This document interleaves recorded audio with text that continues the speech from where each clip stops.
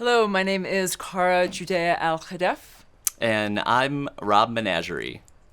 and we are going to be performing from my book on environmental justice and taking care of one another.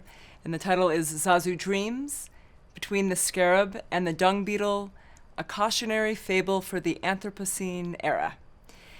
And the characters that we will be playing today are Zazu, who is the main character, a 9-year-old boy, traveling with his Malamute husky, and her name is Coco Miso, and they're traveling on the back of a humpback whale.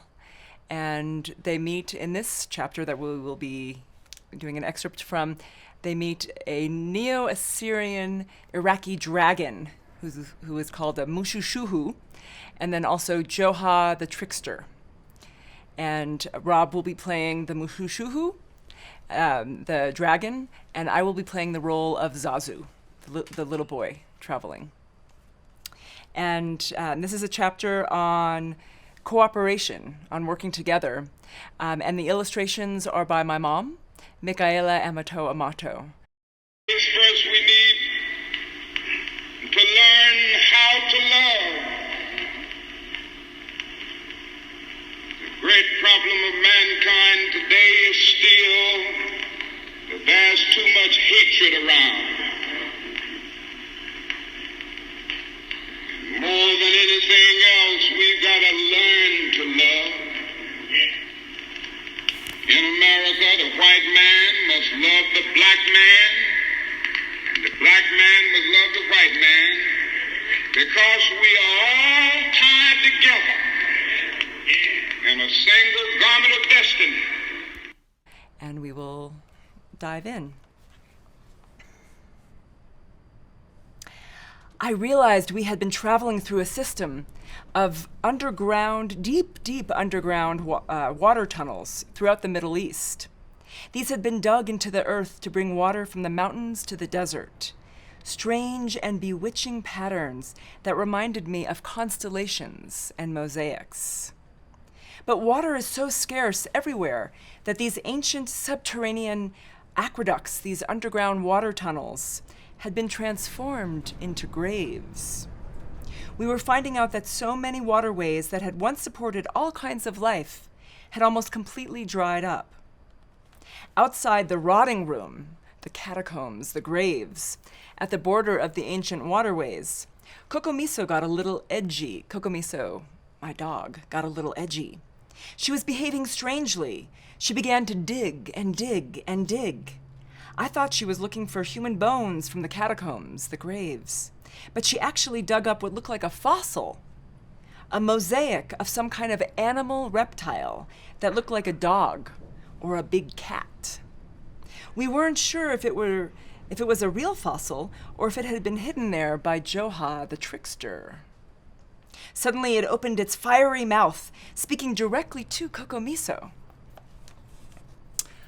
I am not you. I am a Mushahushu. I am a dragon, have you heard? Part serpent, part bird.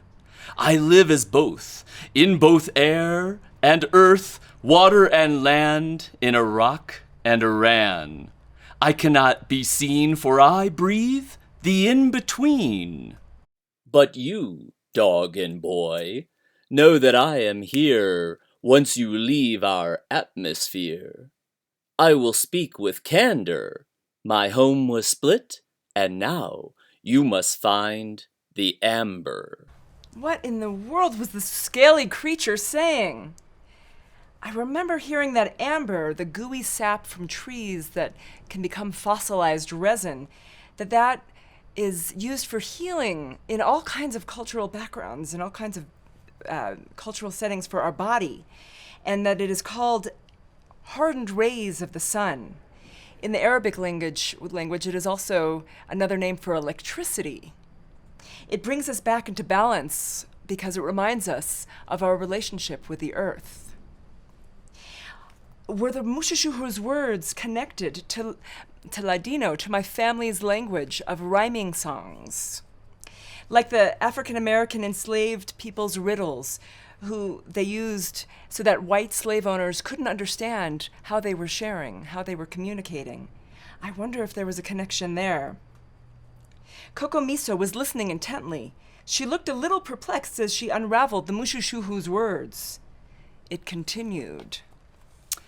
Those who are deaf to history say it is a sham, even though Iraq was the birthplace of your patriarch Abraham. Since you found me, I can finally return to my home in Iraq. I will carry you through as we explore each and every cranny and crack. We will travel across ancient Mesopotamia, the land that lies between the two great rivers that now lack. Across the Tigris-Euphrates Valley River system we go. Since you found me in the spaces between the sand grains, I know. Sand grains, wow. Well, I know that between the sand grains, water, air, bacteria, oil, and gas live in between the sand grains. But is that what the Mushushuhu's talking about? Or is it from Rachel Carson when she spoke of the microcosm and macrocosm? The worlds, she said, that our human senses cannot grasp. Its scale, the scale, a world in which the microdroplet of water separating one grain of sand from another is like a vast, deep sea. Is that what the Mushushuhu is talking about? We soon arrived at Babylon's Ishtar Gate, adorned with dragons and canine-like creatures. When I asked the Mushushuhu how the Mesopotamian king Nebuchadnezzar could build a tribute to Ishtar, the goddess of love, and destroy Jerusalem, it snarfled. Ishtar is not only goddess of love, Ishtar is the goddess of war. Festooned between the Tigris and the Euphrates were the many hearts she tore. I do not care that I have no dragon's lair, but this is my home, so I no longer have to roam. Once inside the gate, it is my fate to return to my original fragmented state. But before I shift, remember, we can only heal the rift. The Mushushuhu interrupted itself and sputtered. A colony of beavers, a colony of aspens, a murder of crows, a flutter of butterflies, a seal of zebras, a parliament of owls, a covey of quail, a string of ponies, a knot of frogs. What was the Mushushuhu talking about? Was it about collective animals? Why this list of collective animals? A mob of kangaroos, a troop of macaques, a bloat of hippopotami, a caravan of camels, a comfort of cats, an opera of canaries, an exultation of larks, a quivering of cobras, a bouquet of hummingbirds, a leap of leopards, a mischief of mice, a yoke of oxen. Was our babbling dragon reminding us of convivencia, of a history of working together in the midst of all of our differences? A sounder of warthogs, a raft of otter, a galaxy of starfish, a murmuration of starlings, a raffle of turkeys, a mess of iguanas, a charm of hummingbirds, a watch of nightingales, a herd of gazelle, a bale of turtles, a bed of urchins, a pod of whales, a crash of rhinoceroses, a walk of snails.